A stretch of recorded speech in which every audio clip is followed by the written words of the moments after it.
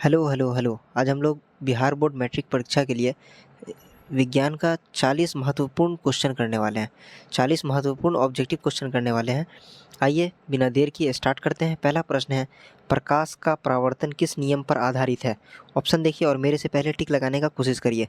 पहला ऑप्शन है ऊर्जा संरक्षण का नियम, दूसरा है संवेग संरक्षण का नियम, उसके बाद है क्रिया प्रतिक्रिया का नियम और डी ऑप्शन है कौन का नियम। तो इसका सही आंसर हो जाएगा कौन का नियम। क्या हो जाएगा? कौन का नियम। टिक करते हैं और आगे बढ़ते हैं दूसरे प्रश्न की तरफ। दूसरा प्रश्न है, जल का अपवर्तनांक वायु की तुलना में कैसा होता है? ऑप्शन देखिए, ऑप्शन ए है कम, ऑप्शन बी है अधिक, ऑप्शन सी है समान और ऑप्शन डी है शून्य। तो इसका सही आंसर हो जाएगा ऑप्शन नंबर बी, अधिक। जल का अपवर्तनांक वायु की तुलना में उससे अधिक होता है। नेक्स्ट चलते हैं क्वेश्चन नंबर 3 पे। विद्युत धारा की एसआई मात्रक क्या है? विद्युत धारा की एसआई मात्रक क्या है? तो इसका सही आंसर हो जाएगा एम्पियर। नेक्स्ट चलते हैं क्वेश्चन नंबर 4 पे। प्रकाश संश्लेषण के लिए आवश्यक गैस कौन सी है? प्रकाश संश्लेषण के लिए आवश्यक गैस कौन सी है? कार्बन डाइऑक्साइड है। कौन सी है? कार्बन डाइऑक्साइड है। क्या है? कार्बन डाइऑक्साइड है। इसका ऑप्शन नंबर बी सही हो जाएगा। नेक्स्ट चलते हैं क्वेश्चन नंबर 5 पे। जल्दी जल्दी करते हैं, 40 प्रश्न है, जल्दी जल्दी खत्म कर लेते हैं। नेक्स्ट चलते हैं क्वेश्चन नंबर 5 पे। मनुष्य में पाचन की प्रक्रिया सबसे पहले कहाँ से शुरू होती है? मनुष्य में जो पाचन की प्रक्रिया शुरू होती है तो सबसे पहले कहाँ से होती है? मुंह के अंदर से ही हो जाती है। यानी मुंह के अंदर एमाइलेज एक्ट करना शुरू कर देता है, जिससे कार्बोहाइड्रेट पचता है। नेक्स्ट चलते हैं क्वेश्चन नंबर 6 पे। पौधों में जल का परिवहन किस ऊतक के द्वारा होता है? पौधों में जो जल का परिवहन होता है तो हमें पता है किसके द्वारा होता है? जाइलम के द्वारा होता है। नेक्स्ट चलते हैं क्वेश्चन नंबर 7 पे।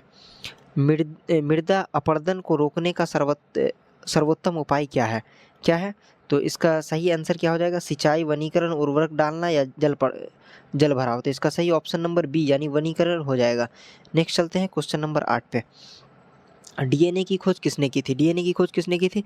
इसका सही ऑप्शन हो जाएगा ऑप्शन नंबर ए, वाटसन और क्रिक। वाटसन एंड क्रिक ने डीएनए की खोज की थी। नेक्स्ट चलते हैं क्वेश्चन नंबर 9 पे। देखिए क्वेश्चन नंबर 9 क्या है? बिजली के बल्ब का फिलामेंट किस धातु का बना होता है? किसका बना होता है? Aluminium, tungsten, copper, iron. मेरे से पहले टिक करने का प्रयास करिए। इसका सही ऑप्शन हो जाएगा बी, टंगस्टन। नेक्स्ट चलते हैं क्वेश्चन नंबर 10 पे। ओजोन परत पाई जाती है, ओजोन परत जो पाई जाती है वो कहाँ पे पाई जाती है? समताप मंडल पे। बिल्कुल सही आंसर ये हो जाएगा ऑप्शन नंबर ए, समताप मंडल में। नेक्स्ट चलते हैं क्वेश्चन नंबर 11 पे। पृथ्वी पर दिन और रात होने का क्या कारण है? पृथ्वी पर जो दिन और रात होता है यानी हम लोग दिन और रात देखते हैं, उसका कारण क्या है? तो इसका ऑप्शन देख लेते हैं। ए ऑप्शन है पृथ्वी का परिक्रमण, बी ऑप्शन है पृथ्वी का घूर्णन, सी ऑप्शन है चंद्रमा का परिक्रमण और डी ऑप्शन है सूर्य का घूर्णन। तो इसका सही ऑप्शन क्या हो जाएगा? पृथ्वी का घूर्णन, यानी पृथ्वी जो घूमता है उसी के कारण दिन और रात होता है। नेक्स्ट चलते हैं क्वेश्चन नंबर 12 पे। द्रव्यमान संरक्षण का नियम किसने दिया था?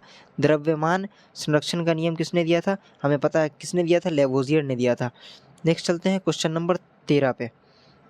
कोशिका का शक्ति ग्रह कहलाता है, कोशिका का शक्ति ग्रह यानी सेल का पावर हाउस कौन सा कहलाता है? ऑप्शन है नाभिक, माइटोकॉन्ड्रिया, राइबोसोम, गोल्जी बॉडी यानी गोल्जी तंत्र। तो इसका ऑप्शन नंबर बी सही हो जाएगा, माइटोकॉन्ड्रिया। माइटोकॉन्ड्रिया को पावर हाउस ऑफ सेल कहते हैं, यानी कोशिका का शक्ति ग्रह कहते हैं। नेक्स्ट चलते हैं क्वेश्चन नंबर 14 पे। विद्युत धारा के प्रभाव से गर्मी किस नियम द्वारा समझाई जाती है?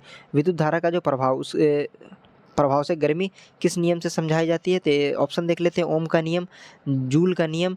बिल्कुल इसका ऑप्शन नंबर बी सही हो जाएगा, जूल का नियम। न्यूटन का नियम गलत हो जाएगा, पास्कल का नियम गलत हो जाएगा। विद्युत धारा के प्रभाव से गर्मी जूल के नियम से समझाया जाता है।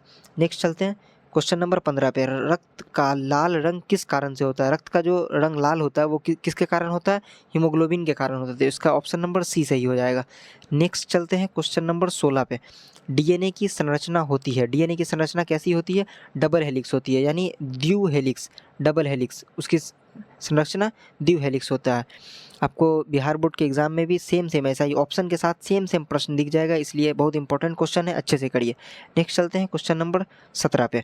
जब प्रकाश किरण प्रिज्म से गुजरती है तो वो इसका ऑप्शन देख लीजिए, सीधी जाती है, विक्षेपित होती है, पूर्णतः परावर्तित होती है या शून्य हो जाती है। तो इसका ऑप्शन नंबर बी सही हो जाएगा, विक्षेपित होती है।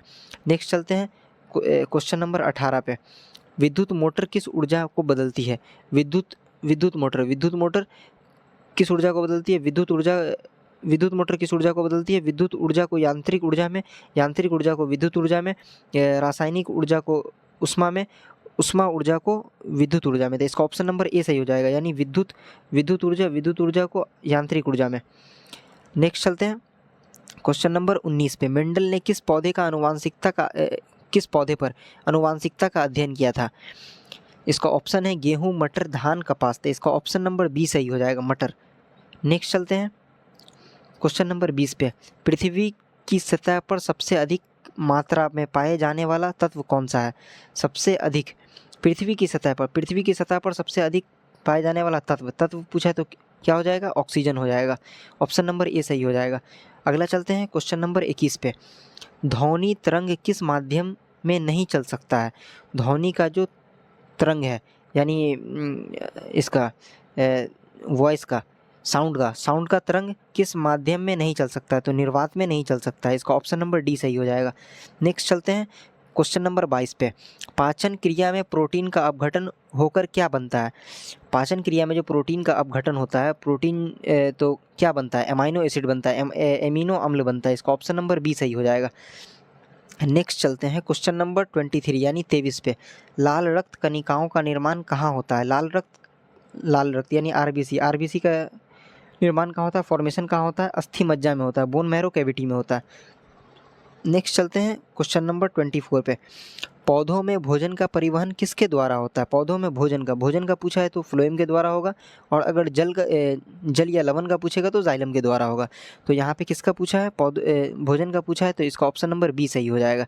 25 पे। ओम का नियम किससे संबंधित है? दाब से, धारा से, वोल्टेज और धारा से, गुरुत्व से। सिर्फ धारा देख के फट से धारा नहीं मार देना, वोल्टेज और धारा दोनों से है। तो इसका ऑप्शन नंबर सही ऑप्शन हो जाएगा सी। नेक्स्ट चलते हैं क्वेश्चन नंबर 26 पे। ऊर्जा संरक्षण का नियम कहता है कि ऊर्जा संरक्षण का नियम क्या कहता है?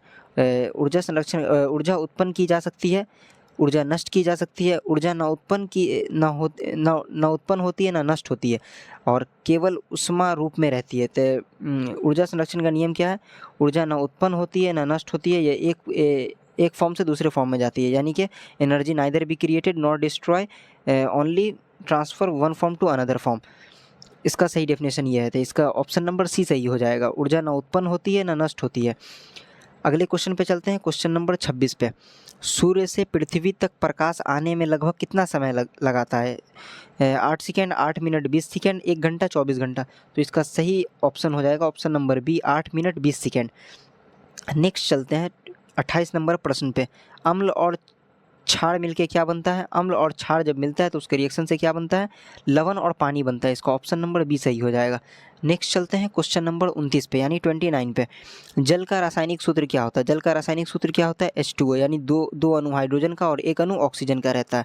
नेक्स्ट चलते हैं क्वेश्चन नंबर 30 पे। पृथ्वी पर जीवन की रक्षा किससे होती है? पृथ्वी पे जो जीवन की रक्षा होती है वो किससे होती है? ओजोन परत से होती है। अगर ओजोन परत नहीं रहेगा तो कैंसर का बहुत बड़ा कारण बनता है। नेक्स्ट चलते हैं क्वेश्चन नंबर 31 पे। टोटल 40 प्रश्न हैं, 31 पे पहुंच चुके हैं। सेशन अगर अच्छा लग रहा हो तो लाइक करिए, सब्सक्राइब करिए, और आगे भी इसी तरीका का सेशन देखना चाहते हैं तो कमेंट करिए। चलिए नेक्स्ट क्वेश्चन नंबर 31 देखते हैं। मानव शरीर में सबसे बड़ा अंग क्या है? मानव का शरीर का सबसे बड़ा अंग क्या है? तो त्वचा है। त्वचा जो पूरे शरीर को घेरे हुआ रहता है, ऊपर से कवर किए हुआ रहता है। नेक्स्ट चलते हैं क्वेश्चन नंबर 32 पे। धातुओं का चालक कैसा होता है? तो अच्छा होता है। धातु को पीटने पे टन की आवाज़ आती है, उसमें वो सुचालक होता है धातु का। तो कैसा होता है? अच्छा होता है। नेक्स्ट चलते हैं क्वेश्चन नंबर 33 पे। विद्युत परिपथ में फ्यूज का प्रयोग किसके लिए किया जाता है? ध्वनि बढ़ाने हेतु, तापमान घटाने हेतु, उपकरण की सुरक्षा हेतु, और डी ऑप्शन है विद्युत धारा रोकने हेतु। तो इसका सही ऑप्शन हो जाएगा option number C. Option number C, उपकरण की सुरक्षा के लिए होता है। नेक्स्ट चलते हैं क्वेश्चन नंबर 34 पे। हरित पत्तियों में कौन सा वर्णक पाया जाता है? यानी हरे पौधों में कौन सा वर्णक पाया जाता है? हीमोग्लोबिन, क्लोरोफिल, कैरोटीन और मेलानिन। कौन सा पाया जाता है? क्लोरोफिल पाया जाता है। नेक्स्ट चलते हैं क्वेश्चन नंबर 35 पे। ओजोन परत किस प्रकार की किरणों को रोकती है? किस प्रकार की किरणों को रोकती है? अवरक्त, पराबैंगनी, दृश्यमान, गामा। तो इसका ऑप्शन नंबर बी सही हो जाएगा, पराबैंगनी किरण को रोकती है ओजोन परत। नेक्स्ट चलते हैं क्वेश्चन नंबर 36 यानी 36 पे। पाचन में वसा का विघटन किसके द्वारा होता है? पाचन में वसा यानी फैट का विघटन, फैट जो टूटता है वो किसके द्वारा होता है? लाइपेज एंजाइम के द्वारा होता है। नेक्स्ट चलते हैं क्वेश्चन नंबर 37 पे। पृथ्वी पर ऋतु परिवर्तन किस कारण से होता है? पृथ्वी का घूर्णन से पृथ्वी की धुरी का झुकाव और परिक्रमण से चंद्रमा का परिक्रमण से सूर्य का घूर्णन से। तो पृथ्वी पर ऋतु का जो परिवर्तन होता है वो पृथ्वी की धुरी का झुकाव और परिक्रमण से। इसका ऑप्शन नंबर बी सही हो जाएगा। नेक्स्ट चलते हैं क्वेश्चन नंबर 38 पे। लाल रक्त कणिकाओं का औसत जीवन काल कितना होता है, यानी आरबीसी का लाइफ स्पैन कितना होता है लाल रक्त कणिकाओं का, यानी वो कितना दिन तक जिंदा रहता है, 120 दिन। बहुत इंपॉर्टेंट क्वेश्चन है, बार बार पूछा जाता है ये प्रश्न। अगला चलते हैं क्वेश्चन नंबर 39 पे। पौधों में गैसों का आदान प्रदान किससे होता है। पौधों में जो गैसों का आदान प्रदान होता है, यानी वो उसके अंदर जो श्वसन होता है वो किसके द्वारा होता है, तो रंध्र यानी स्टोमाटा के द्वारा होता है। इसका ऑप्शन नंबर बी सही हो जाएगा। नेक्स्ट चलते हैं 40 पे, यानी अंतिम प्रश्न पे चलते हैं। पानी को शुद्ध करने की सर्वश्रेष्ठ घरेलू विधि क्या है। जमाना, उबालना, ठंडा करना, रंग बदलना। तो हम लोग क्या करते हैं, पानी को शुद्ध करने के लिए घर पे क्या करते हैं, उबालते हैं, ताकि उसके अंदर का बैक्टीरिया वायरस मर जाए। इसी के साथ आज का सेशन यही समाप्त हो रहा है। आप अपना मिला लीजिएगा, 40 में कितना प्रश्न आपका सही है, एकदम सेम टू सेम। इसी में से बहुत सारा प्रश्न, यानी 40 में से बहुत सारा प्रश्न आपको रिपीट होता हुआ बोर्ड एग्जाम में, मैट्रिक के बोर्ड एग्जाम में दिख जाएगा। बहुत इंपॉर्टेंट प्रश्न है, अच्छा क्वेश्चन छांट के लेके आए हैं। थैंक यू, धन्यवाद।